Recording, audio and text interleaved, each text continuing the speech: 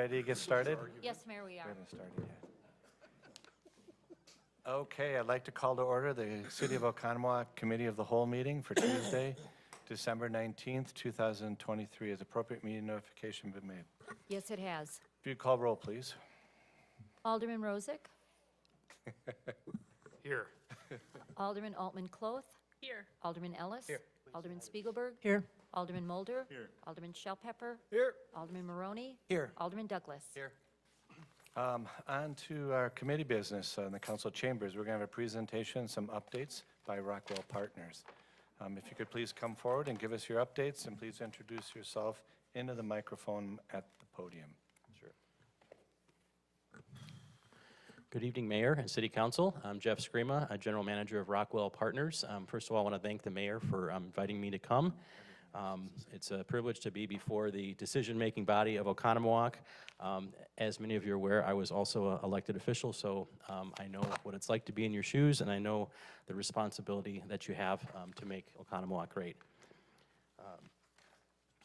Tonight, my hope is to assist you in providing proposal details, which will hopefully fit into completing your vision for the downtown and fit in with the master plan for the downtown. As you're aware, this project is complex, as most great projects are. And with that comes a mixture of feelings. I know some people may feel frustrated, hey, how come this didn't happen the first time? Other people may be excited, like, well, it can't happen soon enough. The good news is, as the mayor pointed out a few months back, is that this actually provides us the opportunity to come back with a better plan, which is going to give the community things they had asked for initially, including a shorter building and completion of the boardwalk walkway along the shoreline of Fowler. So we've been working since September with the mayor and city staff to come up with a mutually agreed upon or a plan that would be good enough to bring before the city council. So what I'm going to do now is give you a brief presentation, answer some of the common questions, and then seek your input and your direction. So some basic questions I'm going to answer up first is, number one, can we do it? Number two, does the community want it? Number three, do the numbers work? Number four, what's the public benefit? And number five, what are we asking for? What needs to happen tonight to move forward? So can we do it? Yes, we can. We've spent last spring and last summer with a variety of architects and contractors going back to the drawing board and figuring out how we can make this project work, not only for the numbers, but also to provide the elements that the community is looking for. And I'm happy to say that we have contracted with Kent Johnson of Johnson Design, and as many of you are aware, Kent is an award-winning architect. He's responsible for designing almost all of downtown Delafield. I think he's done an excellent job. So, Ken, if you wouldn't mind, maybe you can just come up and say a few words about yourself and these boards here. Thank you. Pleasure to be here tonight. As Jeff mentioned, I'm Kent Johnson. We've been around town for quite a while now. Can you speak a little more into the microphone, please? Certainly. My company's been around in the Oconomowoc area since 1993. We've done a great deal of projects in small towns that really have created a big difference, Delafield being a good example of things we've done over the last 20 plus years there. So, and we want to make our mark in Oconomowoc. We've done some projects around here. This is a terrific project. This is one that is really, in my mind, a project that the whole community is going to really embrace. We're very excited about this. The intent behind what we do is to create timeless buildings, to create buildings that work with the history of these towns, not set something out. Even though architects, they really want to do contemporary, and I do too, but this is not the right place for it, so we want this building to blend in nicely to the turn of the century architecture. That is certainly what we've done. Now, I do have a few comments. I just want to kind of share with everybody the changes that we've made. And I don't know if everybody, Alderman Douglas, can you see the boards over here? Or do you want me to pick them up? Not really. Do you want me to pick them up? Because I just want to basically tonight explain to you what the changes are. You want to switch seats with the District 3 OG Alderman? Is it the same that's in our packet? From like a couple weeks ago. It's the same stuff that's in your packet, yeah, it is. And I can basically describe, but can I walk away from the microphone, or you want me to pick it up and carry it with me? No, you can walk around, just speak loudly, please. Okay.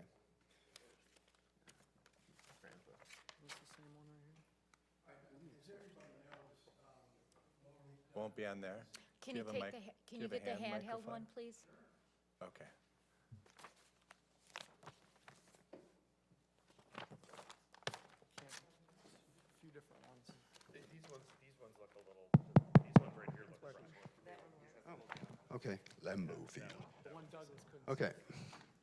I'm going to put We're this going to down. bring all of these images into closed session. Yeah, I'll bring all these things in for you. The first drawing that we have here, basically, you've seen this before. This is the site plan. So the change that we have going on in the site plan, I have to set this down so I can explain, is we've incorporated the Lang property to the north. So we're carrying the building to the north approximately 20-plus feet. Still to be determined, but we've got the same width of the boardwalk. We tapered down just a hair, but again, once we get this into the computer, I'll have exact dimensions here. The intent is to allow the boardwalk the same width to carry all the way back over to Main Street and then across the street that way.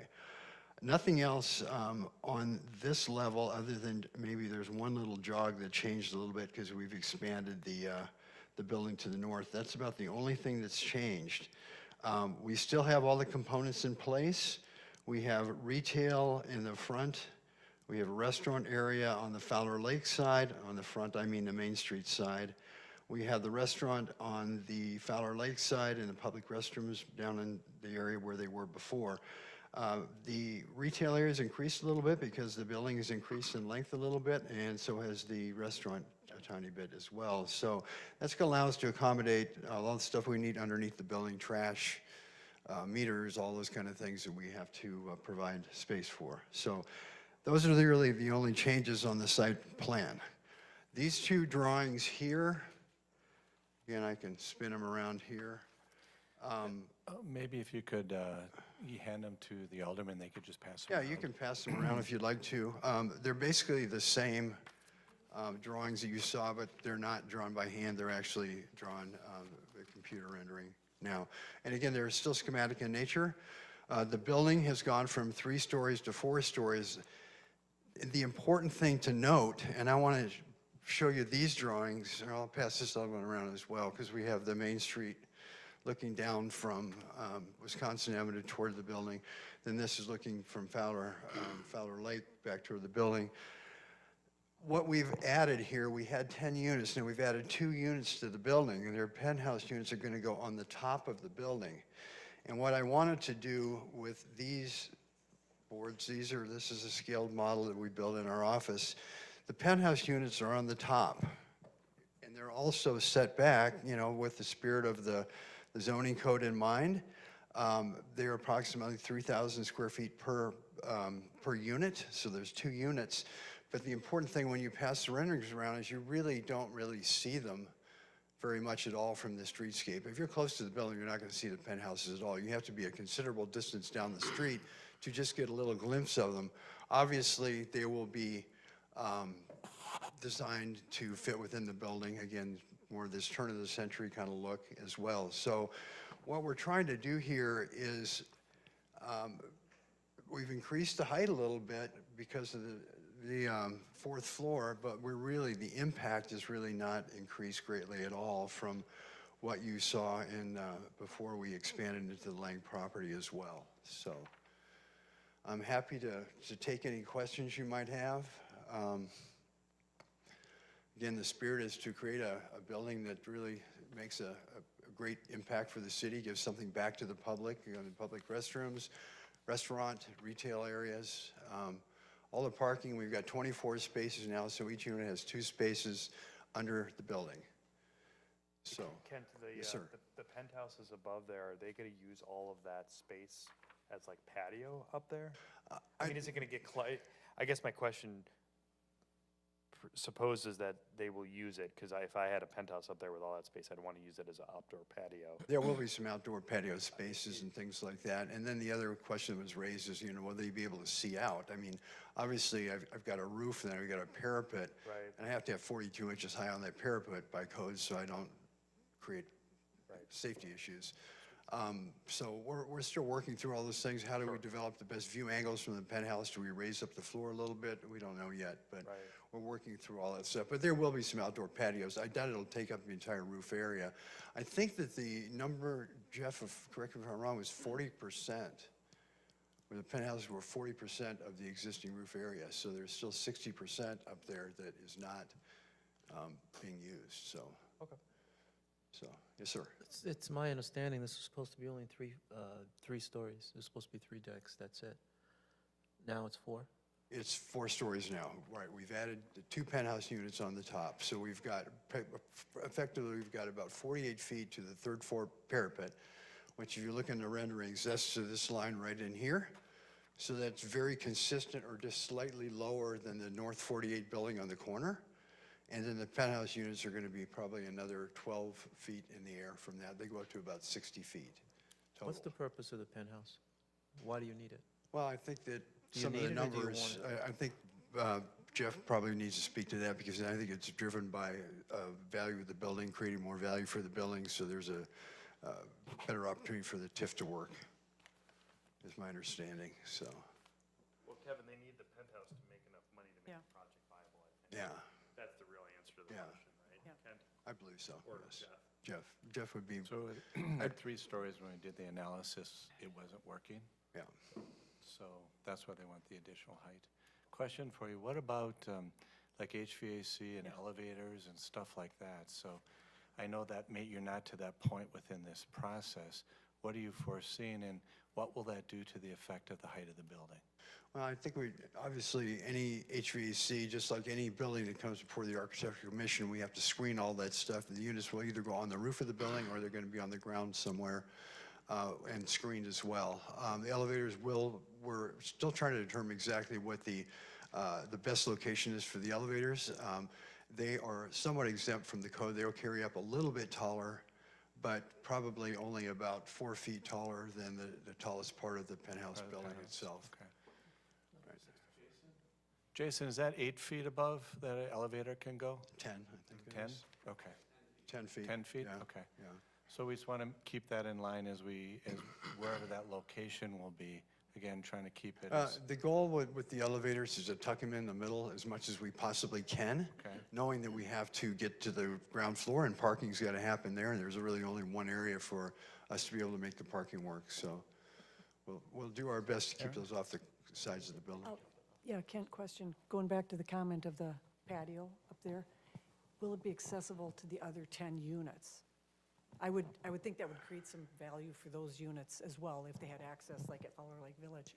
I think that is something that, Jeff and I are going to be talking about. I think that's a discussion right now as to the benefit. Will they in fact use it or not? If I bought a lower level unit and I had a chance to get to the top, I certainly think that would be a terrific idea. That's up for discussion. We want to provide, privacy at the same time for the penthouse people, but allow the other unit owners if we can. And if we can make that work, we're certainly going to do that. And I think that we're also providing with every unit, they're going to have a really, really nice, large patio area. The areas that kind of happen along the Fowler Lake side, the patios are roughly 10 by 20. They're pretty good sized patios. They're not little. So they're really meant to be an outdoor living space where you could use them a lot of the year and not feel like you're just on a 5-foot wide little balcony like a lot of the buildings. So if the patios are not available on the top, would there be any common areas for residents to gather? I mean, I know that's a common thing over at Fowler Lake Village for, That's what we're in discussion with. How can we do that? Yeah. Where would the elevators land? How can we have the elevators get to the penthouse units privately and then have the rest of the unit owners get up and get out and use a portion of that perhaps? We've talked about all kinds of scenarios in the past. We've talked about a dog area. We've talked about all kinds of things. So again, up for discussion right now. And as we continue to work on refining the design of the building, that is certainly something we're going to take into consideration, so. Thank you. Jennifer? When you had asked the question about the patios, the first thing that came to my mind is that if I lived right next door to Village Green, you really wouldn't need a patio. Like, if you want to go out and walk into green space, you have Village Green on the one side, and then that little green space along the lake by the isthmus across from the Veterans Museum. That's So, that came up in our conversation as well, yeah. Do we and really, obviously, do we we probably need wouldn't that? want you guys Because, to like market our city Yeah. property, you know, but at the same time, anybody well, buying that's right right, and there is Fowler gonna Lake buy Village cheaper. doesn't have the same opportunity to do that, so we do. We've got the boardwalk right there as well. I mean, you're right on the lake, so. But the views, That is views true, from up yeah. there would be Are fantastic. spectacular. That is true. The Well, views then would you be need to buy the terrific. penthouse. Yeah, right, We'll all chip in. right. Kevin? Let's talk about those elevators for a second. Yes, sir. Now, the 4 stories, the 4th story is the penthouse. Yes. It's my understanding, what I just heard, is that there has to be an additional story for the purpose of the elevator? Not quite a whole story. I think we can probably extend the top of the roof, probably, there has to be an area for the hoistway for the elevator, for the equipment up there. Right. It's not a full story, though, above the penthouse, by any means. It's probably more like 4 to 6 feet at the very most above that, depending, again, on what type of elevator we use as well. So whether we use a hydraulic elevator or a different chain-driven elevator or something, that all makes an impact as well. The goal, obviously, I mean, I am very aware of trying to keep the height down as much as I possibly can, keep it to a minimum, keep this 4th floor hidden in a way as much as we can, so it really is very compatible with what we have going on down here at the North 48 on the corner. So it's something that we want to make sure we pay great attention to and fight for every inch to keep this as low as we possibly can. Thank you. Andy? Yeah, I just had a question. Yes, sir. 20 feet to the north. Can you you're- speak into the microphone, please? Yeah, 20 feet to the north, you're adding, you know, for the boardwalk when it comes around, 20 plus. 20 plus. Yeah. And then how does that affect the boardwalk? Is that going to be on the water? Is that going to be on the land? No, the boardwalk would carry around, it's just going to complete all the way over Yeah. this way. So what we talked about perhaps was the boardwalk might be a different material than it is right here. But again, I think all these things are up for discussion right Yeah, now. specifically the north end of the new boardwalk. Yeah, This is the north end, yeah. right, so that's going to be, That will be exactly the north end coming all the way to where the Lang property starts. Okay. Is going to be the same materials as you have out there right now. okay. Yeah, so that whole area, I think that was already designed in the past to do that. So we're really not talking about changing that in any way that I know of right now. This Any is the other only area questions or that might comments? change a little bit. Yes, sir. Council? Questions for Mr. Screama or for Mr. Johnson? I still have more to present, but Alderman Mulder or Matt? Yeah, I have a question about adding the penthouses. When we were going from 4 to 5 stories back at the original plan, at that point, the reason we voted for 5 stories was because at that time you said 30% of the value of the building was in that top floor, and you needed that to make that particular. So I'm guessing here, again, adding that top floor adds more than, I mean, it's adding a third more, but it's probably going to be 35 to 40% of the value of that. So you should see a significant increase in the value of the overall property now. Is that accurate? Because those are the premier pieces that were so valuable in the last design? it will help us bridge the financial gap, but not as much as you think, because our 4th floor is only 40% of that space. So it's not 100% like we Right. had last time, so it's only 40%. The other factor is that constructing vertically is significantly more expensive than if we go horizontally. So it's very, very expensive for us to add those 2 units on the top. The building is engineered differently to carry more weight. We have more windows, we have more siding. So it just enough to help us bridge the gap, and I'll get to that when I talk about the numbers part of it, but that's a very good question. And If you Alderman wanna go Maroney, on if you want to go on to your next bullet points, that would be great. yes, that would be perfect. Just want to follow up with you as well. The boardwalk has to remain on the land. That's per DNR. We can't go out over the water at any point. So, the building, as proposed, is being constructed significantly different than the first go-around, and I think it's important for everyone to be clear on that. That's how we're able to get the costs in line where they need to be. There will be no underground parking. Also, the first go-around, the building was going to be constructed out of all concrete and steel. This time, not only are we not having underground parking, but we're doing traditional construction, just like they did over 100 years ago. So it'll be built out of wood with real brick on the outside. So that ends up saving us a lot of money. I also have Dan Eckerman here from the Venture Construction Group in Ware Design Build. He has extensive experience in multifamily and mixed-use buildings. He's the contractor that finished Fowler Lake Village. So we've had really great experience with him and his firm. And Dan, I don't know if you want to come up and say a few words or maybe talk about the pricing of the building. You priced it out. Sure. Hi, I'm Dan Eckerman with Venture Construction Group, which is our commercial division, and then Ware Design Build, which is our residential division. And like Jeff said, we came in at the end of Fowler Lake and we built out all the penthouse units, and I think we did like, I believe 20 of the condo units over there. This one, we've been working with Jeff since the beginning. Before MSI was in there, we did the original numbers, and then the decision was made to go with a local contractor. You guys all know how that worked out. So like Jeff just said, the original building had 2 floors of underground parking. We're not doing that anymore. We're doing at-grade parking, and then everything stick framed above it. That first floor will be made out of precast with a brick exterior, so it's all gonna be all full masonry exterior through the whole thing, but the first floor will be precast with masonry exterior, and the rest of it will be stick framed. So we've built a number of these before. We've put the numbers together on it. This thing works. Yes, it's tight, but it's gonna work. So, and in our numbers, we're also carrying a 5% contingency with Jeff. So I'm very confident this is gonna come together. So, thank you. Also, we have to look at the market at large. Interest rates and material costs have peaked, and they're forecast to actually go down a little bit next year. So we don't expect any more rate increases or material cost increases. And as you know, you're familiar with me, and then my 2 partners, Jerry Curry and John Betcher. We were the core group that finished the Fowler Lake Village project. So we have completed projects in this community, and we just started digging for the foundation of 503 North Lake Road today. So we're really excited to have that project moving forward as well.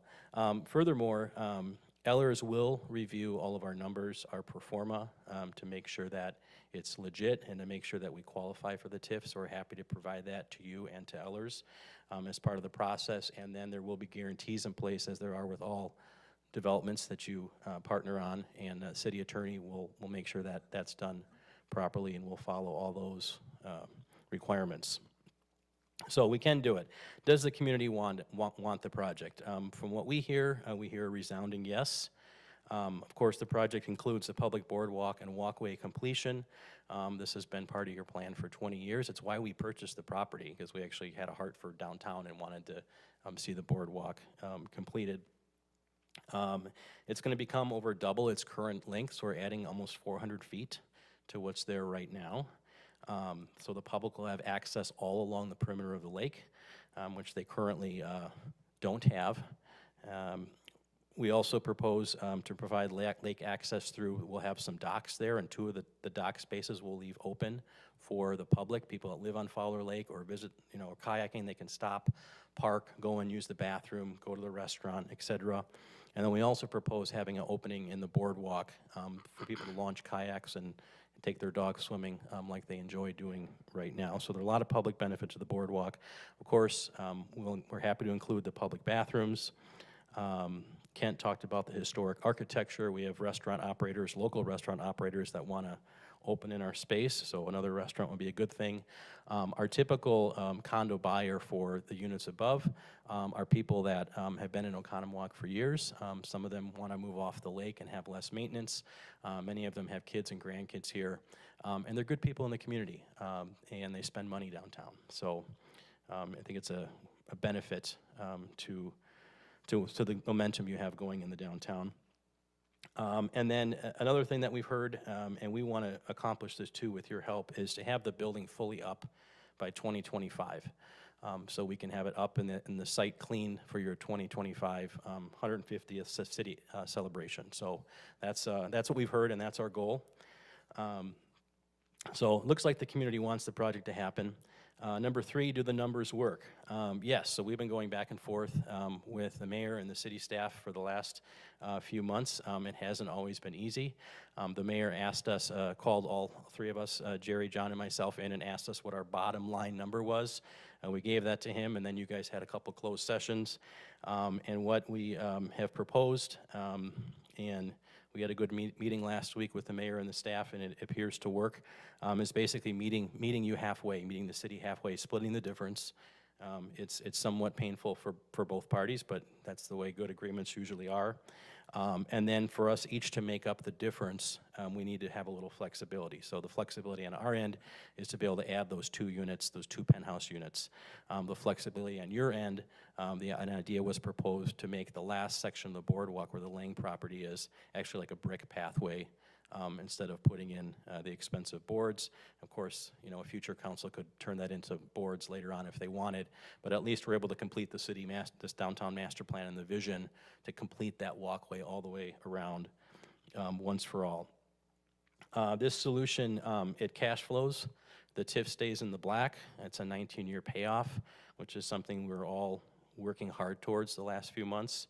And I want to especially thank the mayor, thank Mark, thank Lori. They've been great, and they've been really tough on us, but I'm glad we finally came to something that that pencils out and is positive for the city and for the city finances. The solution, I call it Eller's number 9, or it's the number 9. It's called number 9 version. You guys should have that in your packets, and when you go into closed session, you can talk amongst yourselves of all the details of that. Other city funds are required, and this just makes sense from a simple math perspective. We have a smaller building. The interest rates are higher than they were a year ago. The tax rates dropped, and now we're adding the Lang property. So it's impossible to have that size development now with the current conditions and the addition of the Lang property carry the costs of everything that the original project did. But we still can make it work. And we're still going to guarantee the $24 million value, which is significant.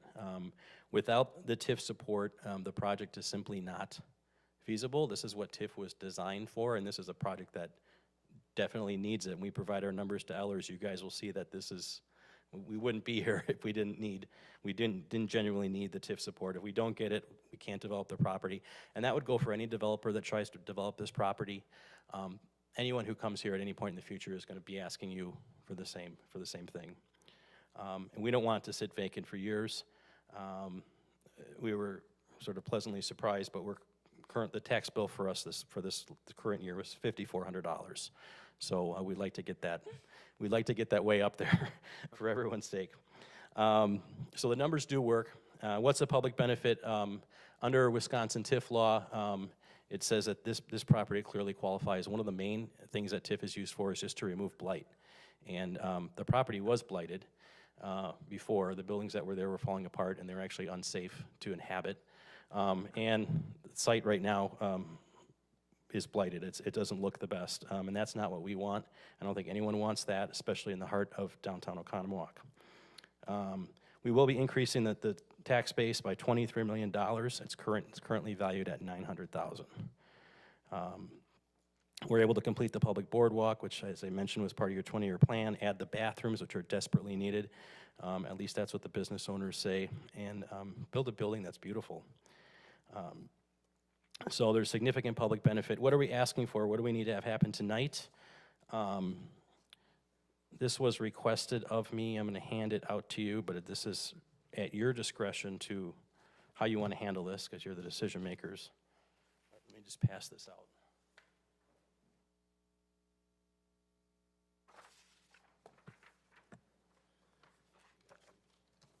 Good one to Kevin.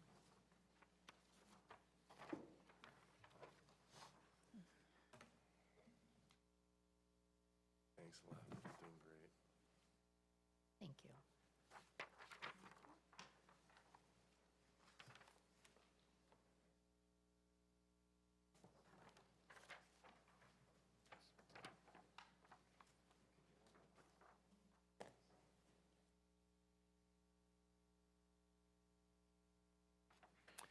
Council, do you have any questions at this time? I'm almost done with my little presentation part. Oh, no problem, no Yeah. problem. I'm just trying to make Yeah. sure that we, So basically what we're asking for you to do is to direct the staff to modify the TIF that we created a year ago to the option that we came up with the mayor and the administrator and your finance director, option number 9 dated December 7th, including the following key elements. So basically the building as we proposed here, which Kent Johnson described, and then the ability to build up to the boardwalk areas along the shoreline, the ability to implement the boardwalk and walkway extension, and then incorporate the public bathrooms. So it's important to note that this is not a final approval. This is just giving us the confidence to proceed and invest more money in your normal approval process. So we still have to go through everything, all of your requirements. It still has to be vetted, and it's contingent upon all your city processes. So it has to go through Ellers. We have to provide the appropriate guarantees. It has to go through ARC review. It has to go through Plan Commission, et cetera. So these is basically parameters that we can work with staff on and walk through the approval process. Of course, if along the way, as we get more details, if something happens, let's say you price out the boardwalk and it comes in more than you have budgeted, then we stop and we have a conversation and we figure it out. So don't want you to think that you're voting on every detail of the project tonight. No, you're just giving staff direction for the basic parameters, and that gives us the confidence to move forward. We are under you had asked us or required us to include the Lang property in the development, which we're happy to do, but we now are up against a deadline with that property owner. So if we don't have a direction from you tonight, we will lose contract on that property, and we don't want to do that. So that's why I'm here, and thank you for your time, and thank you for having a second meeting in December. So I guess big picture, you have a great downtown, and you've done a great job with the city, and you have a lot of momentum downtown. We want to help add to that. Tonight's a critical juncture, or critical sort of crossroads as far as what's going to happen with the site. Our hope is that we move forward together. This is a legacy project. It's in the heart of your downtown, and it's a project that'll make people smile for generations, and you can tell your kids and your grandkids about. And many people will enjoy the new boardwalk and the new restaurant and the architecture and the bathrooms that this project provides. So thank you so much for your time now, and I'm happy to open it up for any other questions you might have. any questions from council? Just real quick, we can ask questions during the council when they're on the agenda. Like if so Absolutely, we come out of closed absolutely. session with We can questions. ask more hold questions my at that questions time, till then. yes. Do you have any questions before we go into closed session? Thank you very much. Thank you. I'd like to move on to the closed section in conference room 3. Per Wisconsin State Statute 19.851E, deliberating or negotiating the purchasing of public properties, the investing of public funds, or conducting other specific public business whenever competitive or bargaining reasons require a closed session, specifically to discussing the considerations of expenditures for the amendment of TID number 8, Rockwell Partners. I'd like to entertain a motion to go to closed session. Second. Call roll, please. Comment? Yes. Yeah, so I'm confused as to why we're going into closed session. What is secret right now? What hasn't been made public? Their proposal is public. Isn't their TIF request public at this point? Why are we hiding our proceedings from the public? Why are we being secretive? Your request, or you're going to deliberate whether or not you're going to expend any money to do this, or you're going to kill it. Why don't we do that deliberation in the public's eye? Authorized to do it in closed session. You can do it in open session if you like. I think we should do it in open session. I see no reason why we should be going into closed session tonight. If we're willing to vote on this literally tonight and approve this tonight, why isn't it good enough to talk You're not about? approving. We're Yes, not we a- are. No. You're holding it You're over our head to directing say we staff. approved it. You're gonna hold it over our head to say we approved it. Mr. Screama said the reason we're voting on it and doing this is to give them the good faith to go forward with the investment. I'd say we're approving it. We're giving staff directions to continue down this process. All right, well, And I that's think up it's to a travesty council. to the transparency and I respect open your, government that we should be having in this city. then vote no. So we have a motion on the floor to go into closed session. We have a second. Call roll, please. Alderman Rozak, Aye. Alderman Altman-Cloth, Aye. Alderman Ellis, Nay. Alderman Spiegelberg. Aye. Alderman Mulder, Alderman Shellpepper. Hey, Alderman Maroney, Aye. Alderman Douglas. Nay. It did carry. Moves forward, we'll go into closed session.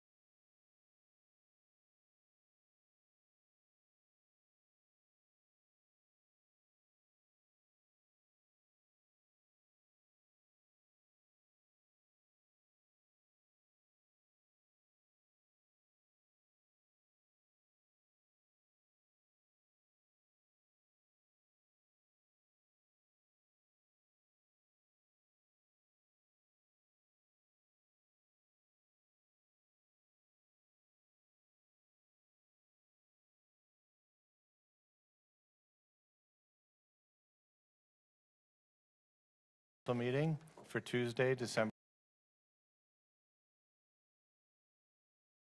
Application been made? Yes, Your Honor, it has. If you'd please call roll. Excuse me, I'm sorry. Yeah. Would we all please rise for the Pledge of Allegiance? I pledge allegiance to the flag of the United States of America and to the republic for which it stands, one nation, under God, indivisible, with liberty and justice for all.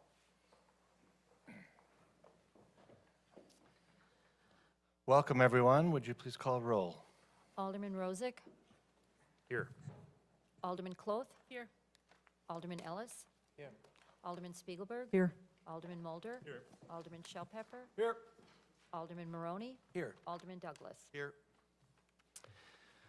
Welcome, everybody. I'd like to entertain a motion for minutes for December 5th, 2023. So Rose- moved.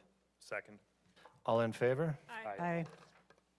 On to comments and suggestions from citizens. If you would like to make a comment in the audience, please fill out a blue card. When I call your name, please come to the podium. You have 3 minutes to share your view on any item here in the city of Oconomowoc with your common council and mayor. When you come to the podium, please state your name, your address, and we look forward to hearing your comments. Pete Holmes. Good evening. My name is Pete Holmes. I reside at 237 Shore Circle in the city of Oconomowoc, and I've been a resident of Oconomowoc for 18 years. My comments are related to developer agreements. Maybe there's some ambiguity to that. Speaking with Jason Gallo and my alderwoman Altman, regards to December 10th, I was awakened by the Viridian home builders in the Arrowwood subdivision at 7 a.m. running a crane and hammering a roof on the houses being built adjacent to my home. I'm one of those people that don't sit idly by and wonder, is someone else going to say something about it? Because I just thought that not being able to sleep in on Saturday and Sunday is probably, I'm not the only one who involved with that. The developer agreement that I got from Jason Gallo's office indicated, and there's some ambiguity to it, what is allowed on Sunday, indicated that they would not start before 9 a.m. on Sunday. So Jason now tells me that maybe that has to do with improvements of the streets and the sidewalks and the like. If that's the case, we have some real problems here in Oconomowoc as far as the city negotiating with developers on developers agreements. People who work 40 hours a week or 50 hours a week, Monday through Friday, certainly must look forward to their Saturdays and Sundays to sleep in past 7 a.m. Developers can work 7 a.m. to 7 p.m. Monday through Friday, that's 60 hours. They can work 7 a.m. to 7 p.m. on Saturday, that's 72 hours. If you add in Sunday, they now work 80 hours that they can work on homes, and we can't get 2 hours every morning on a Saturday and Sunday to sleep in. It doesn't seem right. So whether or not we need to make an ordinance change on the city side, that we not allow people to make noise before 9 a.m., a broad spectrum of the city, or we start to articulate in developer agreements that they will not build homes and start hammering and start running construction equipment before 9 a.m. on a Saturday and 9 a.m. on a Sunday. Certainly 5 o'clock is more than reasonable.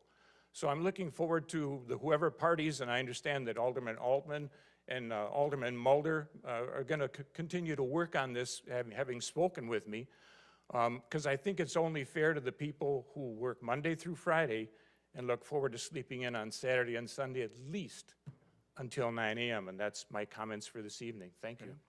Thank you for coming. Do we have any other comments from anyone in the audience? With no blue cards received, we'll move on to our consent agenda items. Items 6A through G. I'd like to entertain a motion, or if anybody would like to pull out any item for further discussion. I'll move to approve the consent agenda. Second. All in favor? Aye. Opposed? Okay, it moves forward. Thank you. On to our next items, the committee reports and utilities. Consider act on resolution 23-R3166, approving budget amendment for Northeast Sanitary Pump Station Park Shelter construction cost increases. Mr. Fraber. This has to do with the Northeast Regional Park Lift Station and Park Shelter. It's the overages because of doing, connecting the walking path, the ADA requirements. We had some poor soils in the driveway and utility electric supply. Price of the entire thing went over by $24,556.52. I'm looking for a budget amendment to close out that project. Questions or comments from council? Like to entertain a motion? So moved. Any further comments? Call roll, please. Alderman Rozak? Aye. Alderman Altman-Cloth? Aye. Alderman Ellis? Aye. Alderman Spiegelberg? Alderman Mulder? Aye. Alderman Shell Pepper? Aye. Alderman Maroney? Aye. Alderman Douglas? Aye. Next up is consider act on authorizing the application to the Public Service Commission for an alternative residential time of use electric rate. Yes, this evening, the electric utility is asking for permission to apply to the Public Service Commission of Wisconsin to add a new alternative electric rate plan that's time of use based that would offer lower electric rates from midnight to 5 a.m. In exchange for higher electric rates in those peak hours of 3 to 7 p.m. on weekdays that would help us move some of the electric usage. And it's kind of, you don't have to have an electric card in order to choose this rate, but that's the audience that's geared towards where it would help us on the electrical distribution side to offer this to our customers. It would mutually benefit both us on the utility side and our customers as well. Questions or comments? Alderman Shell Pepper. This doesn't give a EV owner any sort of preferential treatment or leg up over someone who doesn't have an EV, does it? No, it doesn't. It's not really. It's more like for our benefit. Like it's market based on like each hour of the day, based on supply and demand, how much we pay WPPI for electricity. So if we can get our customers to use more of it when it costs us less, then we will pass that savings along to them. But then also on the other side of that, if they're going to use that electricity, at late afternoon on a weekday when it's most expensive, we're going to make those customers pay more at that time as well. Okay, well, so from my perspective, it seems to be maybe it's like a win-win situation. It's a win for the city in terms of moving the excess load from EVs to less peak times. It's a win for the EV owner because they are going to charge their vehicle at these off-peak times that are going to cost them less, but they're going to use their, I guess, have to pay more at peak times then? Correct. Is that correct? Yeah, So, that's correct. I mean, for those reasons, I can support it. I'm generally opposed to any sort of leg up that we're going to give to EV owners. I think EVs have proven to be an absolute failure over the last couple of years, have shown so many shortcomings. We've seen the legislature pass legislation trying to outlaw local municipalities from basically mandating EV use or electrical vehicle use or mandating the outlawing of internal combustion engines. I think that was a great thing. It's unfortunate Governor Evers vetoed that legislation this past session. But like I said, for the reasons we said, it seems like it's a city win. I can support this. Any other comments or questions? Alderman Rozak. Well said, Chaz. I completely agree with everything you've said. I think ultimately this is good for our grid and for our customers. That's the reason I'm voting for it. I would vote against anything that would just give some type of preferential treatment to one customer over another. And that's not what we're doing here, so. Any other comments for Mr. Shu? I'd like to entertain a motion, please. Rozak, so moved. Second. Any further questions, comments? Call roll, please. Alderman Rozak? Aye. Alderman Altman-Cloth? Aye. Alderman Ellis? Aye. Alderman Spiegelberg? Aye. Alderman Mulder? Aye. Alderman Shell Pepper? Aye. Alderman Maroney? Aye. Alderman Douglas? Aye. Next up, consider act on the 2023 utility billing write-offs. Mr. Shu. Yes, once a year, we request to write off some uncollectible debts from utility customers. It's something that some of them are customers who filed for bankruptcy, so then therefore, like legally, we have to stop collection efforts towards those customers. And there's other customers that have moved out of the area, and based on our efforts, it's deemed likely to be uncollectible. Can you tell us what the billing write-off number is for the entire city? So the amount that we're requesting to write off is $2,818.86. That's pretty nice accounts receivable debt. Outstanding. Yeah, out of, Alderman Spiegelberg. So it's well below the 10,500 budgeted amount. What was our actual for last year that we wrote off? the actual last year, in total bad debt expense was about $8,000 last year. Not all of that is from like utility billing customers, something, Okay. it could be just other bad debt expenses as well. Alderman Mulder? What are our total billables for the year? So, I mean, across all the utilities, including electric, it's maybe like, $30 million in that range, so, for the year. I can't even figure out that It's some percentage. very low decimal point. Point zero zero So zero hats, zero. hats off to you, John, and the crew here at the city and at Utilities. That's wonderful. For sure you'll be able to tighten up that number. I'll see what I can do.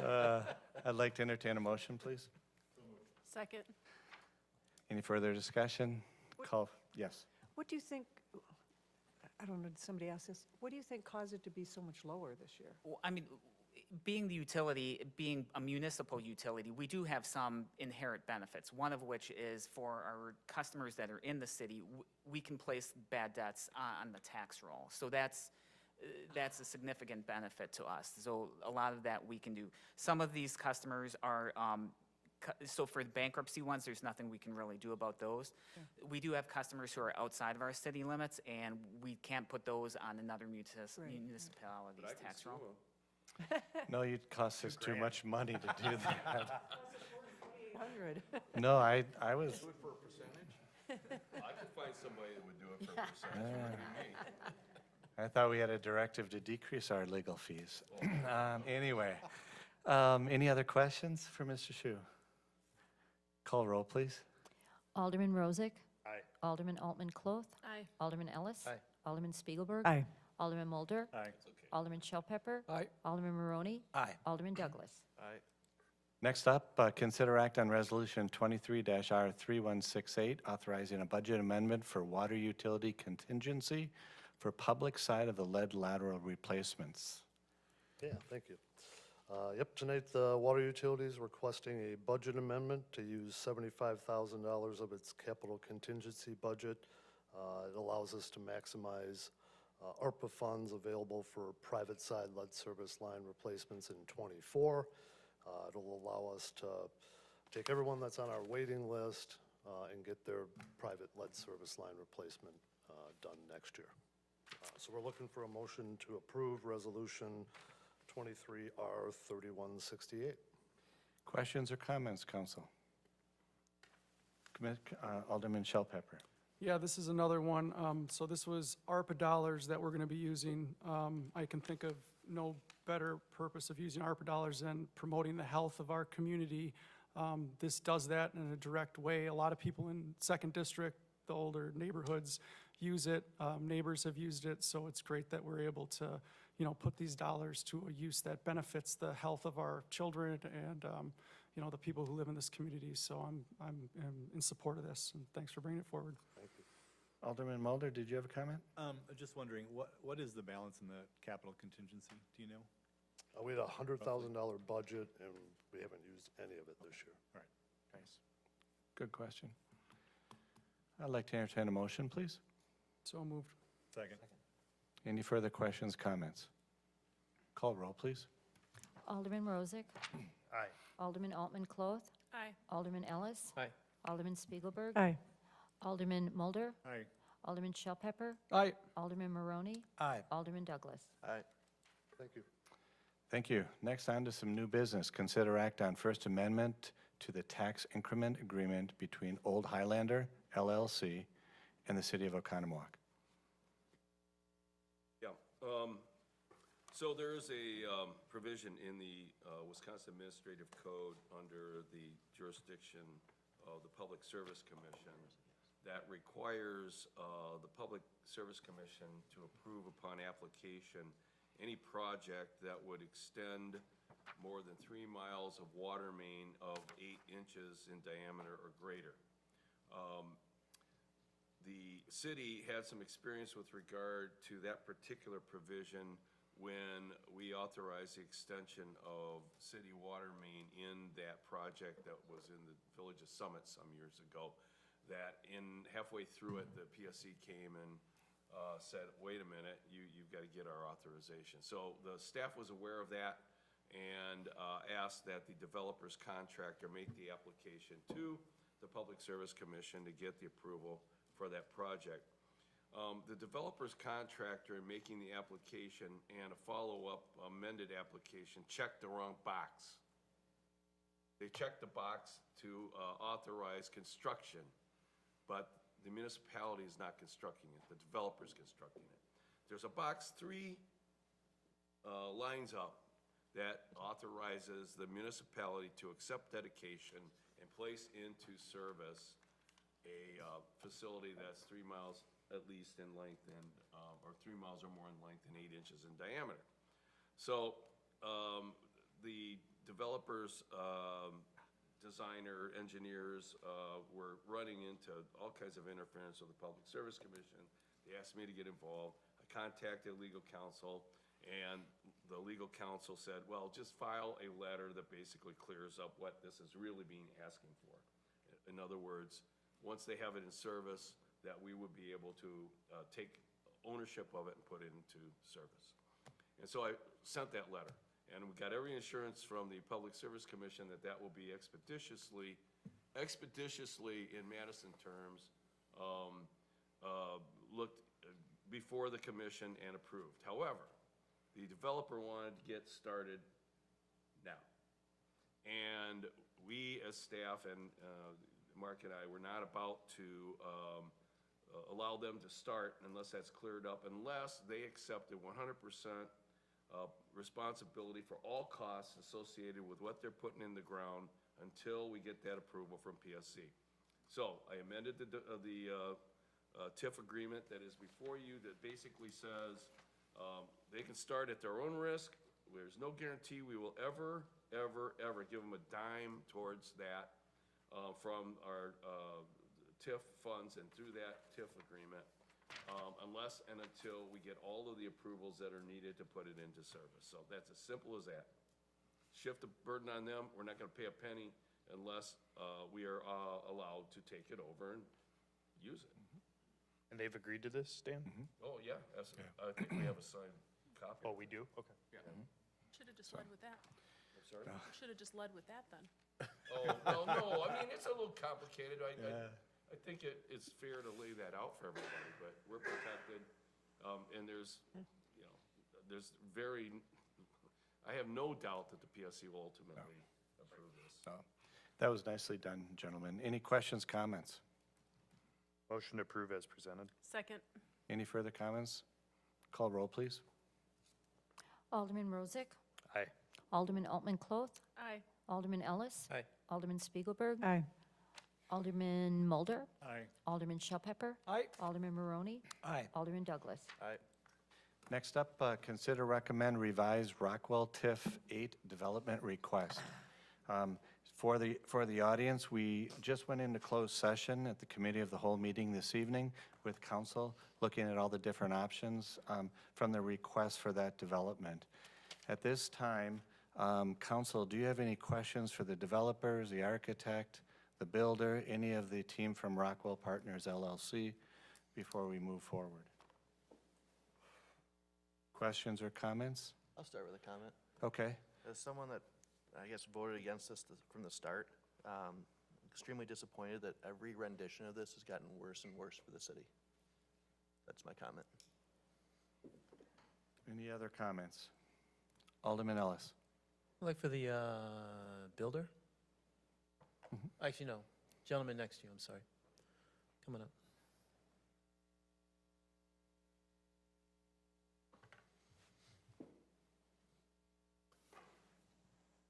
So you're my landlord and you own the building. And I want to go ahead and I want to open up a gym. But this is what I want. I know my rent's going to be $4,000 a month.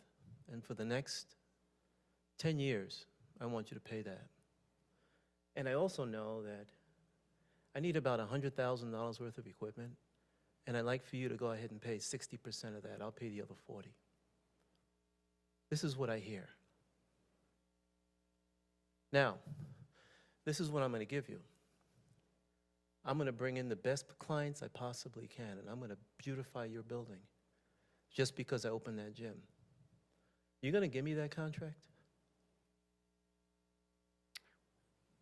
Our building is, Answer my question. Are you going to give me that I contract? am answering your question, sir.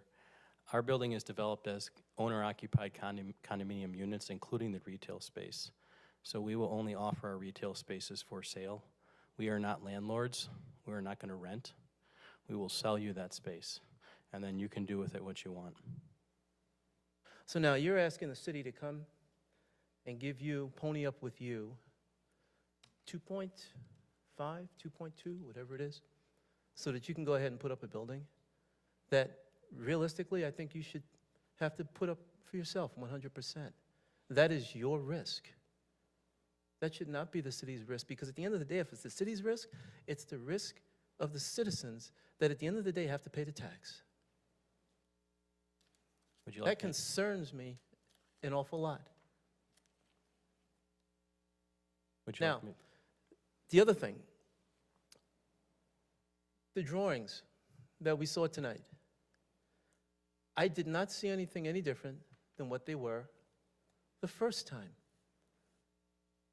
And in your conversation, you said these drawings are no different. It's just four floors instead of 5. When in essence, we stated, at least I know I stated, that we wanted 3. Now you're saying that this will work with 4 floors. When at first, the first time you came to us, you said this will not work unless we have 5 floors. And it failed. And now everybody's pointing the finger, and everybody's saying, no, it's the other person's fault.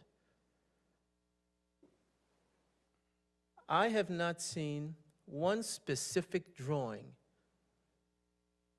at all of what this is going to look like. I have not had anything come across my computer whatsoever stating this is what we're just not proposing, but this is what we're going to put together. I cannot vote on a dream. I would be doing my, for lack of a word, constituents, I'd be doing them a disservice. Because now we're going to go ahead, if it passes, I can assure you that you're going to be calling the mayor, you're going to be calling staff, and then you're going to say, yeah, I forgot about this, and now we need more. And then we're going to be stuck between a rock and a hard spot. Yes, there are people that are out there, there are citizens in Oconomowoc that are out there that are saying, we need something built there. I agree. We need something built there. But it's got to be the right project. And maybe it's just not you.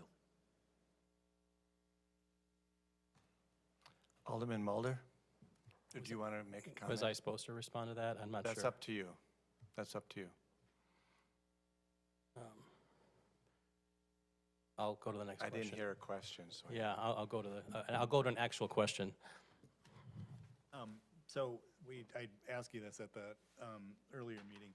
What about the 4th floor and the value of that? Because that was to be honest, when we were debating the previous building, I voted yes, and I trusted when I heard you say multiple times, because I grilled you on it, about the value of the 5th floor and why that was so much greater than the value of the 4th floor. Whatever the top floor is, to me, always had the greatest value, whether that was 5th floor or 4th floor. And I was assured that no, it was that 5th floor that made the difference. We had to have 5. So now we have 4, which the height is not a problem for me. The problem for me is that I don't see, I'm curious what portion of the valuation you are attributing to those 2 3,000 square foot penthouses that are an additional to to what we had earlier? What percentage of the value of that, of the increment is going to be from those? Because based on, my assumption would be that it was high. Do you have an estimate of that? Of what that would bring? Yeah, that's a great question. Let me just fill you in a little bit of the history. So the mayor called all of us in, so Jerry, John, and myself, a couple months ago, and basically said, look, you have to give us your bottom line, what you need to make this project feasible to move forward. And we took him seriously, and we did, and we came back and we said our bottom line number was 2.525, okay? Then you met in closed session, and the mayor said, well, I think it's gonna be closer to 2.2 or 2.3 maybe. And then you met in closed session again, and the mayor came back and said, well, it looks like it's gonna be like 1.925, okay? When the mayor asked us that the first time, we gave him an honest answer of what our bottom line number was. We did not inflate it, thinking that we were gonna go back and forth several times. Sure. So when there was, it got to the point where there was sort of a stalemate between this 1.9 and 2.5, we came together to meet each other halfway. Had a very productive conversations and meeting with the mayor, and with Mark, and with Lori, and with the staff. But that leaves us with a deficit of at least $300,000, okay? We would rather just build a 3-story building and receive the TIF amount that is required, the 2.525, all day long. If you give us what we were honest when we stated what we needed. If you'll give us the 2.525, it's 3 stories. But when we heard absolutely not, and we came to the compromise, meeting you halfway, we need to make up that difference. And the only way we could do that is by reallocating. We would have 12 units regardless. We can put 6 on the second floor and 6 on the third floor. Okay, we can have 12 regardless because of our parking with the Lang property. But we looked at it and we said, look, we can reallocate. We can put 5 on the second, 5 on the third, and 2 on the top. And that'll be just enough for us to make up the $300,000. You may say, well, how is that? As I mentioned before, building vertically is extremely expensive. The whole structure of our building has to be more robust. We have more windows, we have more outside walls, we have more elevators, we have more everything. We really don't want to do it. But our numbers are so tight and we want to do this project so bad that that's the only way we can make it work. Alderman Douglas. So, Jeff, to that point, so you said coming down $300,000 for you guys, you have to put on a 4th floor for a penthouse. Reallocate, it's the same amount of units, but we're reallocating where they're located, yes. So you guys are coming down 300, making that back up by reallocating that money. You want us to come up 300 and remove boardwalk pieces and put in a brick sidewalk. See the disparity there? So that was not my idea, but it was an idea that was brought forth, that was discussed with the mayor and city staff. And that way we could complete the 20-year plan and, incorporate the Lang parcel and give people that walkway that they've been looking for. So for clarity to the audience and the public, when you mentioned that we brought forth, what we were trying to do is create a TIF that would cash flow positive. Yes. And so that's why all those changes were made. So those are the facts. So I don't want anyone to believe that we're trying to get rid of things. It's more about how can you make it, reduce the risk to the community and make this a good for both the developer and the community. So frankly, all of these discussions are all about numbers. Alderman Altman-Cloth.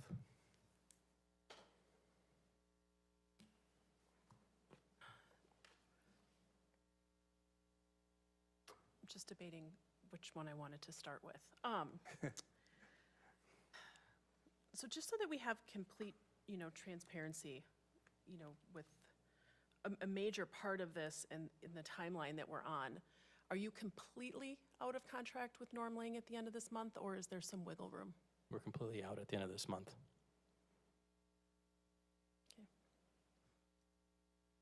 Okay. I think I'm done. Alderman Shellpepper. How much is Lang requesting, or how much are you gonna purchase that property for the Lang building? So right now it's 1.3. What's the estimated fair market value, do you think, of that parcel? The estimated fair market value, just like any other value, is determined by what a buyer is willing to pay. Do you know what the assessed value is? hold on. Real value is determined by what a buyer is willing to pay and what it means to that particular buyer and what they can do with that property. So a tax assessment is really not a realistic valuation of really any property.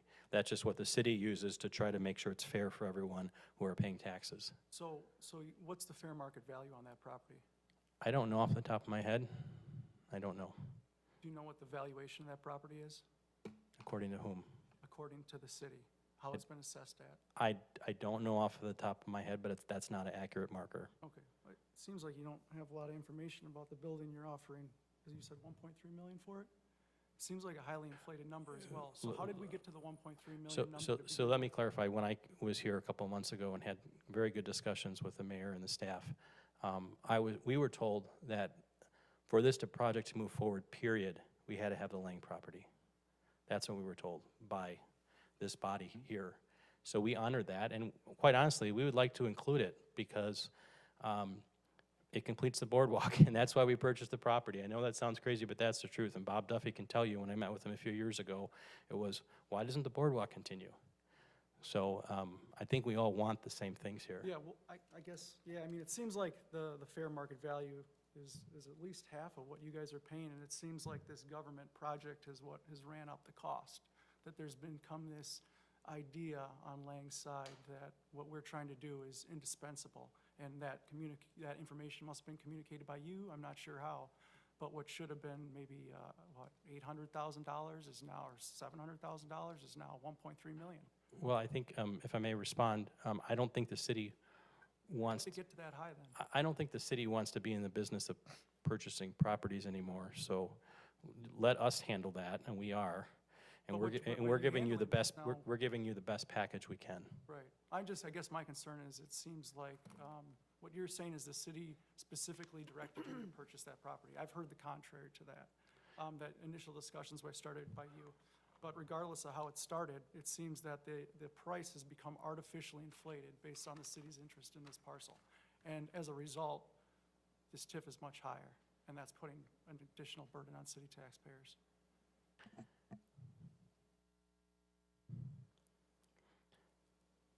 It's wrapped into the entire it's wrapped into the entire project, and as far as burden on the taxpayers, as you know, TIFs do not take any money from the general taxpayer. The TIF is paid off through the increase in value of the project. Right now, the property is assessed at $900,000. We're going to bring it to $24 million, which I think is a good thing for everyone, and we're going to give the public a boardwalk and access to the lake and bathrooms and beautiful architecture. Well, it is $2 million of taxpayer money that wouldn't have to be spent but for your project. So I disagree that it's not from the taxpayer, but we can, in reasonable minds can disagree. That's okay. Alderman Rozak? Well, Jeff's interpretation of the TIF and how it works is actually correct. But I think we as a council have to focus on not every project is the same. There are various things that weave in and out of a project. Not everything's going to be cookie cutter. Not everything's going to be the same. We did, as a council, previously approve a project a year and a half ago. I thought that project was good. There were votes against it. That cash flowed. And that was one of our main goals, is to make sure the TIF cash flowed and that there was adequate increment to fund the TIF and do all the projects. When the project changed the sizing because of issues with the pilings and everything else, we had to go back. And we've been at this, and I think the city staff and your development group and the city council have worked very diligently to try to craft a new project. I don't know if I'm allowed to tell how many options we've looked at, because I think some of them have been in closed session, but there have been a lot of different options we've looked at. The current option we're looking at, based on proposal from the developer and discussions with city staff and the mayor's office, is something that actually does cash flow, stays in the black, is my understanding, and allows us to do at least a very decent portion of the public improvements that we had anticipated doing with the original project. Now again, not every project is the same. We're certainly giving more of a developer's incentive in this package than we've done to other downtown developments, but those are different times as well. A lot of those TIFs were started 5, 6, 7, 8 years ago. Interest rates were lower, costs were lower. There's different factors that play into that. I'm not saying that I'm 100% behind everything I've seen tonight or I've heard. I've frankly, personally have lost some passion for the project because of how much we've had to put effort into it. But that doesn't mean it's necessarily a bad deal yet. The vote I think we should take tonight is to just continue to look towards some amendments to this TIF and get them to get our numbers, the cost, the pro formas to Ellers, and to actually, investigate that process further. I do have a question for you, though. You said the contract is completely up in December with Lang. Is there any, is there a way for you to buy it that longer or do anything else with it? So it's, we have a contingency that if we don't close by December 31st, we have to put down significant hard dollars to, Like earnest money, essentially. it's non-refundable though. I see. Well, sometimes earnest money is not refundable, depends on how you Yeah. draft the contract. So in this case, it's required to be non-refundable Okay. to extend the contract. One other couple other quick points. When we were talking about this kind of slightly, I'm uncomfortable talking about some of the stuff we've already talked about because nothing was really in the packet for the citizens to review. So some of it was talked about in closed session, so I struggled, but I think some things we've talked about in previous meetings I can. So we did not factor in one of the last iterations, the actual boardwalk, the $500,000 for Boardwalk C to go around the Lang building. That was never factored in. So the fact that we're getting portions of that done with just a paver path for now is something we can decide. There were portions of this project that we were always going to pay for because some of the public benefits, like Village Green, like some of the boardwalk, are expensive. And because of the change in the TIF size, we were likely never going to be able to fund that all of those improvements with that TIF as it currently stands. So I'm for moving the project at least ahead. The vote tonight, as my understanding, is not binding. Jeff, you agree with that? I mean, we're going to give you direction to, the proposed motion I have is to give you direction to keep working with us on the cost. You said tonight during your presentation, you were going to give us some more numbers, the pro forma, for us to really dig in deep. Ventures here, they apparently have run the numbers on the whole project. I'm assuming every brick and blah, blah, blah, so we know exactly what kind of numbers we're dealing with. And I would encourage us not to walk away from this at this point. There's still a developer's agreement. Whatever agreement we ultimately decide is going to have to be really, really tight for the city. I want firm numbers, hard numbers, and, because you guys didn't sign the last developer's agreement, this one's going to have to be very pro-city. Yeah, we completely agree. Again, tonight, we're just asking for you to direct staff to continue to work with us under certain parameters. It's not an approval. Right. All the details have not been flushed out. We have to take care of all the details and get agreement on all of them for us to actually get final approval and a building permit. And so in my opinion, in my head at this point, this is no different than what we did probably a year and a half ago on the first project, where there was some initial drawings, initial ideas, and we directed staff to move forward. We're kind of restarting the whole process again, essentially, because it's going to be almost an entirely new TIF with a new project plan. So, that's where I'm at. This is not a final decision or vote on the project or the efficacy of the project or delineation of, our philosophical lines on TIF or not TIF. This is, do we want to keep exploring this, in my opinion, so. Alderman Spiegelberg?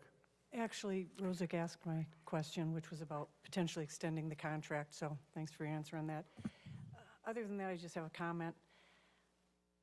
As Christmas is coming up, I feel like Will Ferrell in the movie Elf when he's in the revolving door in New York. I feel like that is what's going on here. We just keep going around and around and around with this project. And I think it has caused some frustration and somewhat of a lack of trust going forward.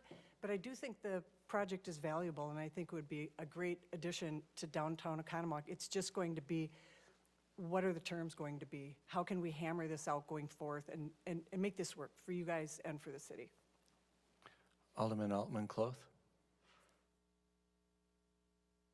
So, and I had asked you this a while ago in a conversation about, if this project was to truly die, which I think today is kind of a pivotal moment that, we're either going to go forward or we're not.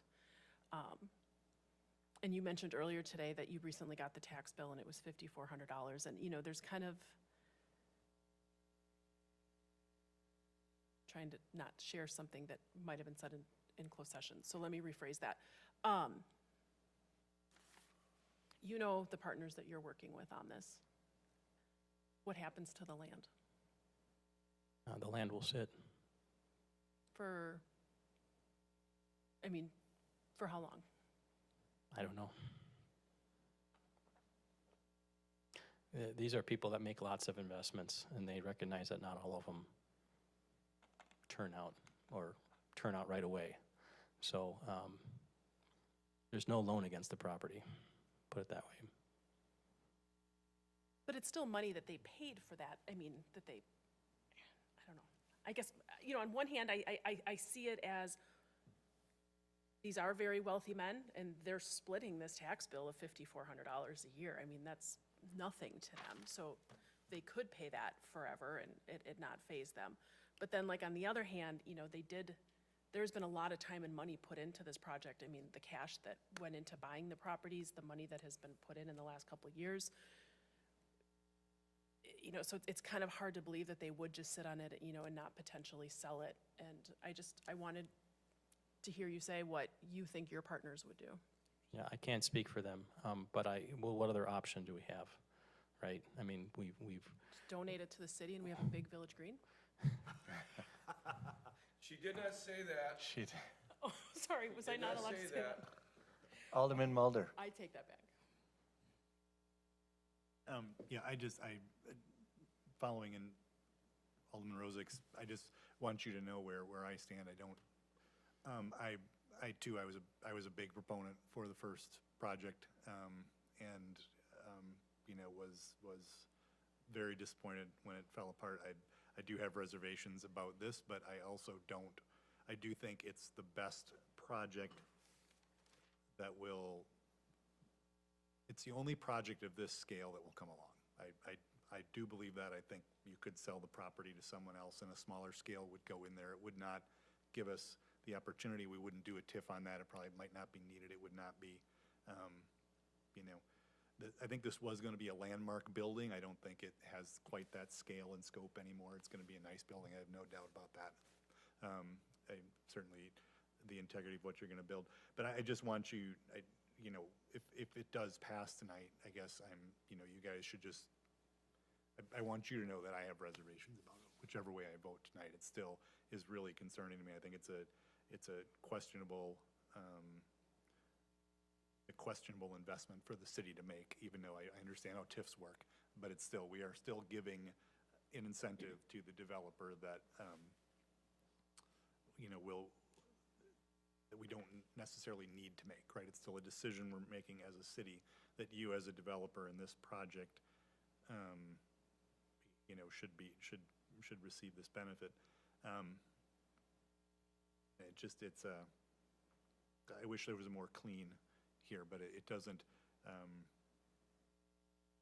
know, a lot of the challenges with the first project were the reason for the TIF, and it's just not now, and I could easily justify that. I could see the difficulty you're gonna have with the pilings, and, you know, $1 million for those was woefully short, right? Those challenges don't exist in this project. I understand that there's a lot of expense, and for it to, you know, I get the whole finance side of it, but it isn't so logical. The but-for does not hold up. The blight is of our own doing. Somebody could have bought those buildings before you tore them down and made them into something. They weren't, I don't think, at a point where they needed to be taken down. They could have been restored, perhaps. I don't know that. But the but-for is just, it's very different right now on the building you're putting up than what it was originally, in my mind, and that makes it really difficult when I'm thinking about this. So just, I want you to know where I'm at, because you guys have decisions to make regardless of the outcome tonight, so, if that's fair. Other comments or questions from council? Alderman Maroney. I just want to add that, you know, residents that I speak to, they want public access. They want to see this project get done in a lot of ways. And it's been a long time. You know, there's a lot of different sides to it, you know, as far as all the other aldermen, their constituency, the developer. So I just want to do what's best for Oconomowoc and the city. So that's my comment. Thank you.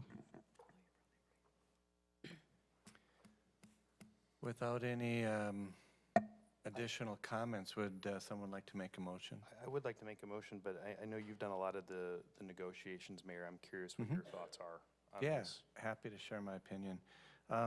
For me, it's always been about the numbers. I think it's a really cool project. It would be a great building to have in a wonderful location, and we'd have the opportunity to really finish that downtown area around the Village Green. So I've always been in favor of trying to figure a way to make this work. And all the staff out there, thank you, because you guys have worked incredibly hard. Mr. Duffy, you've done yeoman's work. Lori, I think you're hiding over there. Thank you, because we're trying to make something work that wouldn't cash flow. You know, we didn't cash flow at five floors, didn't cash flow at 3 floors. It does cash flow at 4 floors, but it's really tight. And so my concern are the numbers. I think it's worthwhile to continue to pursue and see if this could be an option. But where I struggle with is that I want to see numbers that are current. I want to see numbers that I know what those are going to be, rather than spending 6 months and all of a sudden have another surprise like we had last December. So on the public benefits side, on the boardwalk, council, we've worked hard to try to get updated estimates for the boardwalk costs, and so far we haven't gotten a response back from the builder. So it's struggling me to make a vote on anything when I don't have solid numbers that I can count on, and that's a struggle. But I think it's worthwhile, council, for us to move forward and see if we can get those final numbers, if we can get that level of confidence. And as we discussed earlier, that developers agreement is going to be very, very tight, as Alderman Rozak had mentioned. We've already started off on bullet points on things that need to be done and things that need to be included. And we have to make sure that the taxpayers are not at risk if this does not go well, if this development does not go well. Taxpayers should not be paying for this because the TIF does not cash flow. That does happen in other communities. That can never happen in the city of Oconomowoc, period. Thank you, Mayor. I'll make a motion to direct city staff to work on amendments to the Rockwell TIF to include elements presented tonight and as provided to city staff. I'll second that. Any further questions or discussions? Alderman Shellpepper. Thank you, Mayor. I got a few concerns with what we're doing tonight. I've got concerns with the process. We had a closed session before. I spoke my concerns about us going into a closed session. All the information we debated in that closed session is hidden from the public. Immediately following that closed session, we're now holding a vote to recommend a TIF amendment, regardless of how you want to phrase it, without the public having the slightest chance to provide feedback, having the slightest clue of what we're even talking about. It wasn't included in the agenda packet, so nobody would know. This was intentionally done by the administration to rush through a change with the least amount of public feedback and oversight possible. It's an insult to our citizens. It's an insult to the way this council has operated for the past 4 years. If this plan is good enough to be approved tonight, immediately after a closed session, it should be good enough to post to a council agenda packet for public scrutiny. The fact it wasn't reeks of underhanded dealings. The vote to recommend the TIF amendment is non-binding. It carries no legal weight. Whatever this council can recommend a plan without being provided details, it's poor process, it exposes the city to unnecessary risk. Even if the plan receives a positive recommendation, which it seems it's going to receive one, this council could easily vote it down, whatever the developer's agreement is presented at the next meeting. So this process was terrible. That reason should be alone to vote against whatever we're voting on tonight. The second piece, not personal at all. This is sitting just as a representative of this council, understanding Mr. Scream has been a representative of a city before. Looking at it from the point of constituents and trying to do what's best interest of the city. My trust that Rockwell Partners will fulfill whatever is agreed to with the city is not there. City employees and elected officials have spent hundreds of hours working to accommodate Rockwell Partners' downtown development proposal. We approved a $5.25 million TIF for a building that would guarantee $32 million in value and be paid off in 17 years. Recall the building that was approved for Rockwell violated every single height restriction, every single setback requirement identified in the downtown overlay district, which was supposed to be the guiding document for the development of our downtown, created with the input and feedback of scores of constituents, planning staff, and elected officials. The council and city staff went out of its way to give Rockwell Partners exactly what it wanted. So how did Rockwell return this good faith attempt by the city, Mr. Screama? For those who aren't sure of the answer to the question, look no further than the gaping hole surrounded by a metal fence currently occupying our downtown. That space was once operated by several vibrant businesses that contributed to our city. Now it's a pile of rubble and broken promises. In exchange for the city approving this extremely generous TIF, Rockwell Partners reneged and refused to sign the developer's agreement. They said they can no longer complete the project, citing unforeseen costs. Considering I had constituents telling me throughout the process that the cost to build the building was probably a lot more than Rockwell was proposing, it seems to me the high cost could have absolutely been foreseen. And as far as I'm aware, this was literally the first time a developer refused to sign a developer's agreement for a TIF after if it was approved by the city council. Since reneging on the original TIF deal, Rockwell has continued to be an unreliable partner, and for the past 3 months, this council has been pitched one plan after another with the goalposts constantly moving. Most egregiously, the plans being pitched continue to incorporate cost estimates first made in 2021. Considering all I've heard since 2021 is about the inflation on goods and services, it seems impossible those cost estimates would even be close to accurate in 2024. Considering Rockwell's previous underestimates, you'd think they might update the project costs, but it hasn't happened.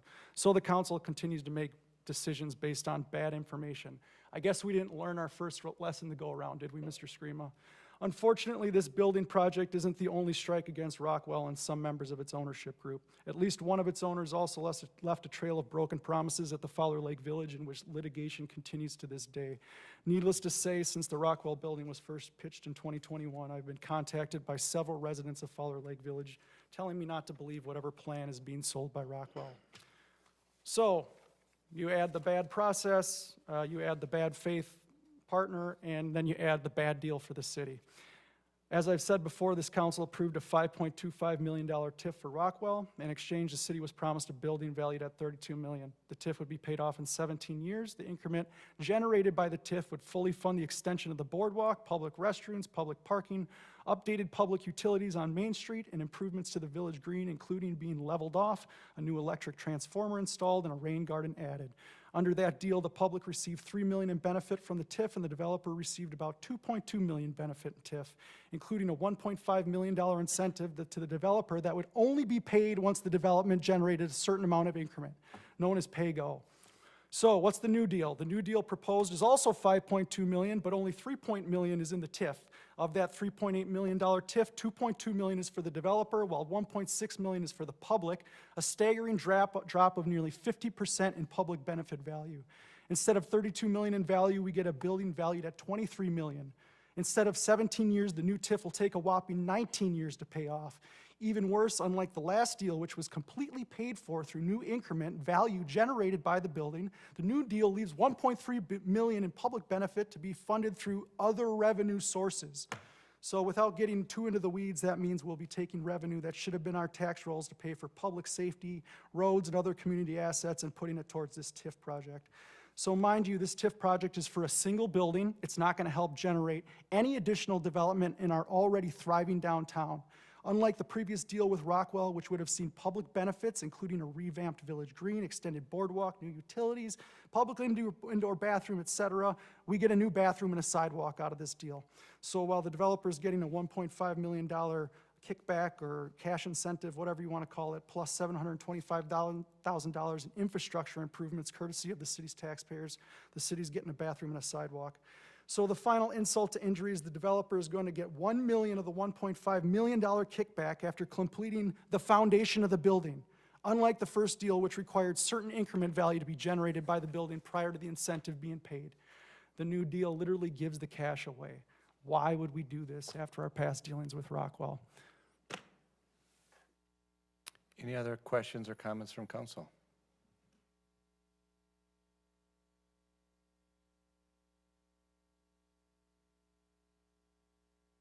Alderman Douglas. Agreed.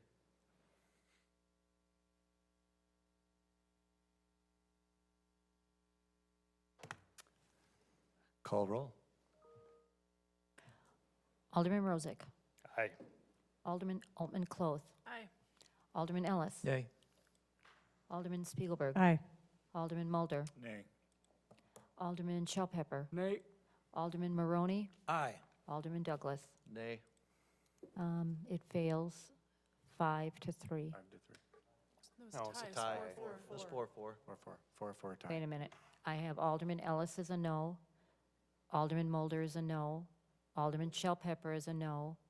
Alderman Maroney is a no. No, I said aye. Said aye. Said aye? Pardon me, I heard a no. And then Alderman Douglas is a no. So I apologize, yes, it is a tie, 4-4. And Mayor, you are the tie-breaking vote.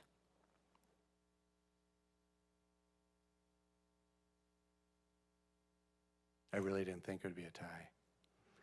I was prepared to answer if it was a tie. And a lot of the things that Alderman Shellpepper said are very true. And I appreciate you bringing those to the public. A lot of the stuff about backhanded and stuff like that are frankly very offensive and are not true. But I think in the spirit of your viewpoint, I don't disagree with your viewpoint. I also feel that this could be something pretty incredible for the community.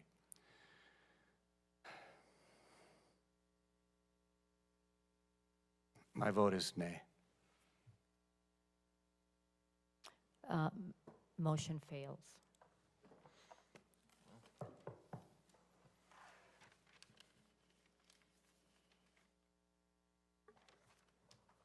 Our next item up. Oz Plaza update, Mr. Betcher.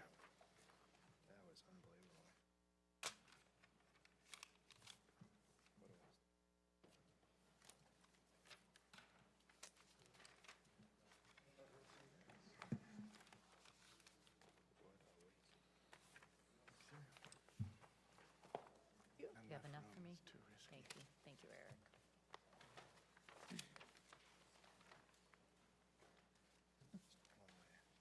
If you got enough, if not, I can wait.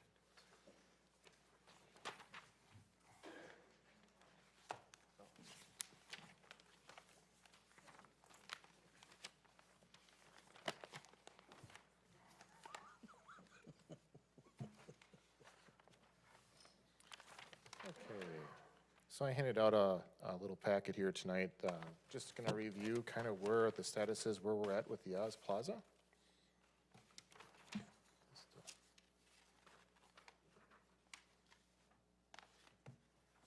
So in your handout is kind of the plan and schematics for the Oz Plaza improvements.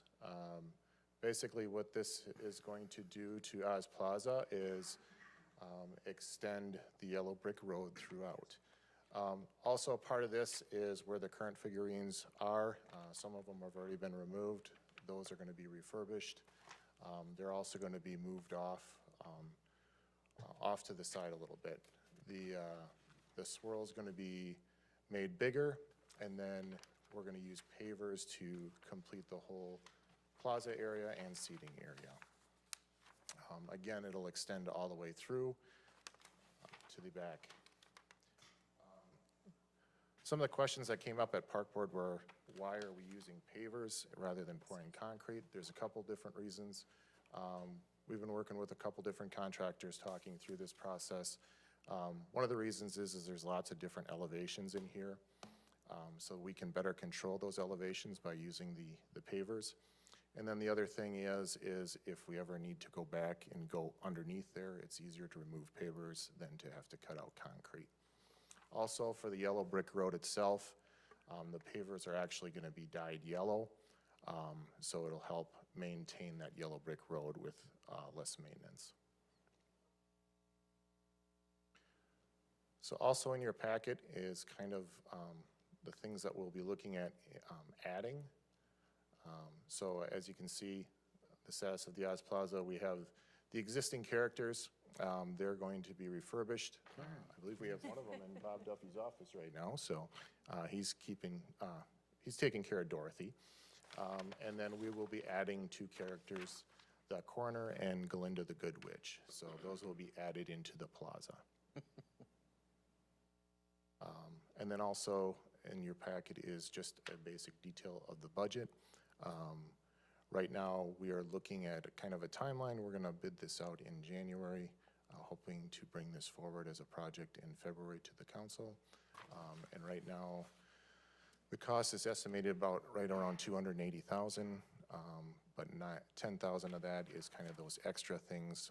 We are still going to do some current fundraising, but overall, the project, we do have the funding. We have 200 from the TIF that has already been approved, along with over 70,000 in fundraised revenue. So that is kind of where we are looking to go.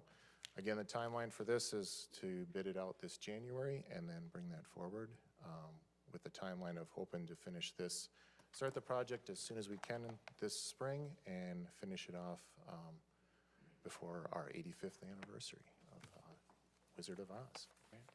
One final note, I am looking to see if we can put a button in to play the song "We're Off to See the Wizard" or Right in "Follow the front of Yellow Brick Mark's Road," office. because this is right outside. There's going to be a speaker right in your window. You can push a button Right and in the it's window. right by Mark's office, so he'll be able to hear those. I just wanted to say, I'll get you, my pretty. That'll answer any questions you may have. I think we should put a flying monkey right up in Mark's window. We will be ready for the 85th, though? Yeah, we're hoping to get it started right away as soon as we can this spring, so probably, March, April, and then get the pavers going. We got some lighting to put in, things like that, but hopefully, knock on wood, that, we're finishing up early June, hopefully. Thank you for all your hard work. Any questions or comments from council? It's pretty exciting. Karen, and I know Christy, thank you for all your hard work. Yeah, Thoughts? no problem. Thank you for the update on those numbers, and it's just, there's been so much excitement and so much buzz about this. I think it's going to add something really fun to the downtown area, so. I'd like to also thank Christy Weber and Jason Herzog. They've really brought me up to speed on this project, and I know this has been, Christy's spent a lot of time on this to make this the way it is, so. Yes. All right. Okay. Thank you. Thank you. Thank you for staying extra long tonight. Yes. Great. On to comments and reports from Alderman. Oh. Karen? I guess we're going into Christmas, so blessed Christmas to everyone as we celebrate the birth of our Savior. I just wanted to make you guys aware of something that I did that I think is kind of fun that I hope you guys can enjoy too. But I planted a tree, I had a tree planted at my own expense in Fowler Park, right outside my kitchen window, in memory of my best friend who passed away in October. And we were friends for 51 years. We met in middle school. And so I had this tree planted for her in Fowler Park. And then just this week, I decorated it with lights. So if you guys are walking through Fowler Park at night and you see this little tree with lights on, I hope it will also remind you guys of maybe someone that you lost this year that won't be at your Christmas table, so. So we shouldn't call the police to have them remove the lights? No. We'll have to check that out. So- Anyone else? Alderman Ellis? I want to wish everybody a Merry Christmas. Yeah, absolutely. And well, I guess we won't really get together until after New Year's. So a Happy New Year's and enjoy your calendars. Absolutely. Any other comments?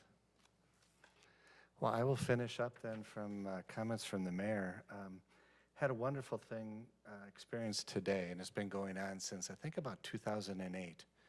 And so if you ever have a chance, or maybe if you have kids that get older, the Oconomowoc High School does a program called Adopt a School.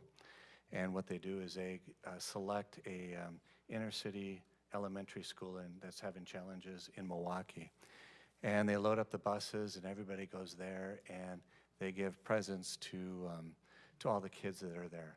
And it's something really especially special for me because it was something my daughter started with one other gal at the DECA Club in Oconomowoc. And so my wife and I have been going every year since, and have really had a lot of fun. And it puts life into perspective when you have a young child pick up underwear or pick up socks and are so excited to have them. And puts kind of life in perspective. And I just want to wish everybody here just an incredible Merry Christmas and a wonderful holiday season. Lots of stuff going on, but I think we're incredibly blessed here in the city of Oconomowoc. We're having some wonderful, great, robust discussions here at council. I really appreciate all of you, and for those that actually listen to us on the cameras, Merry Christmas. I'd like to entertain a motion to adjourn. So moved. Second. All in favor?